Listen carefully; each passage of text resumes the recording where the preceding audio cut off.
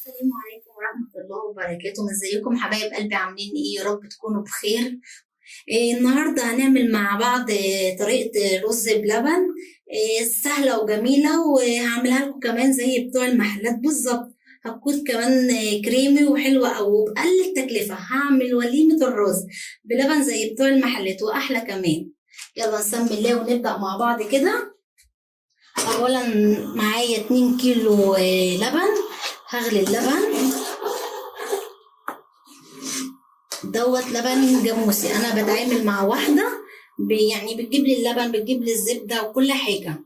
كان عندي وش لبن كنت حاطاه في الفريزر وخليته يعني سايباه كده لاي ظروف وكده يعني. فبعد كده قلت اعمل النهارده، فرحت مطلعه من بدري ساح وكده، ورحت حطاه على اللبن يغلي. وحطيت 3 مجات ميه مع اللبن، قلت الاتنين يغلوا مع بعض. طبعا في ناس بتسلق الرز مع الميه، انا مش بحبها. ليه؟ يعتبر عشان خاطر الرز شرب الميه فطعمه مش هيكون قد كده. انا بحبه زي ما انتوا شايفين كده. انا حطيت الميه واللبن على بعض، اللبن بيغلي، هروح حاطه الرز بتاعي. بسم الله.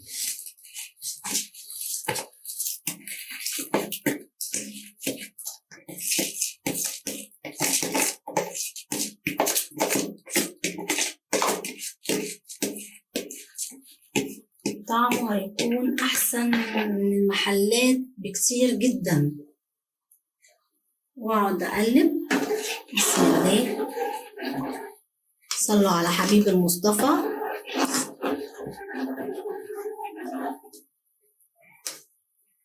موضوع بقى اللي بيحط قشطة، بيحط كريمة، الكلام ده كله أنا يعتبر وش اللبن اللي أنا حطيته، ما هو ده يعتبر القشطة بتاعتي. الكريمة أنا مش بحبها، في ناس بقى بيحطوها أنا مش بحب أحط حاجات كتير. أنا مش عندي الحاجات ديت ومش بكلف نفسي قوي يعني. طبعا علبة الكريم هتكون غالية. طب وليه؟ طيب شوفوا أنا عملته إزاي سهل وحلو بقلل الإمكانيات اللي عندي. هقعد أقلب فيه شوية. وطبعا يا جماعة قاعدين نقلب من القعر عشان مش يلزق معانا. ماشي خلاص اهو بدأ يتشرب اللبن والمية. هحط ريحة ملح سنة عن الرسول صلى الله عليه وسلم، ريحة بسيطة خالص، وأقلب وأحط السكر. بصوا يا جماعة، السكر دوت اختياري. يعني ايه اختياري؟ كل واحد حسب. يعني مثلا انا بحب الحاجه معسله، انت مش بتحبها معسله، فدي بقى اختياري، ما اقدرش احددكم اقول لك حطي مج حطي، لا ما اقدرش. ماشي. طبعا في ناس بتحط نشا. النشا دوت انا مش بحب احطه. ليه؟ هو اصلا الرز فيه نشا، احط النشا ليه؟ في ناس بقى بتحط حاجات كتير، كريمة لباني كده. ممكن تحطي معلقة سمنة، دي برضو بتخلي طعمها حلو، مثلا بدل القشطة وبدل وش اللبن. ماشي.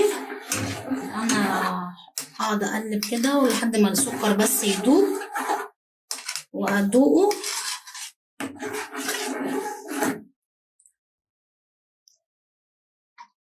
وكده بقى يبقى خلاص خلصنا. هنبدأ بقى نغرف في الأطباق. بسم الله.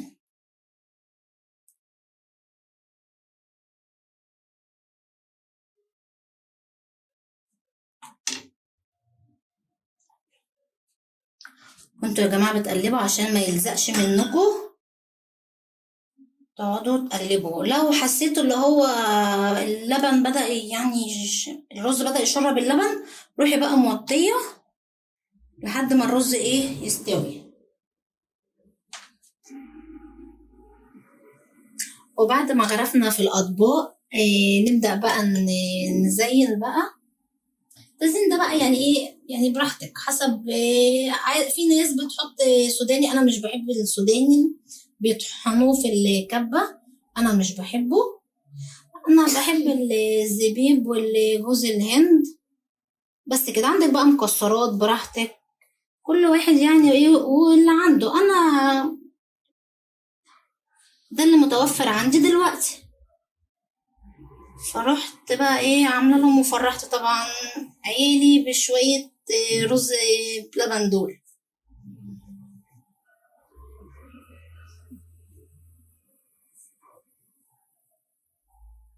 يا رب الفيديو يكون عجبكم، ولو عجبكم اكتبوا لي بقى في الكومنتات ايه رأيكم بعد ما تعملوه طبعا.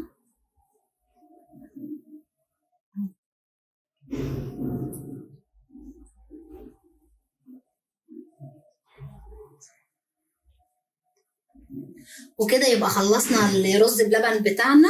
يا رب يكون عجبكم، جربوه واكتبوا لي في التعليقات ايه رأيكم، وما تنسوش تعملوا اعجاب وتفعلوا الجرس وتشتركوا في القناة، ودعوة حلوة منكم. مع السلامة.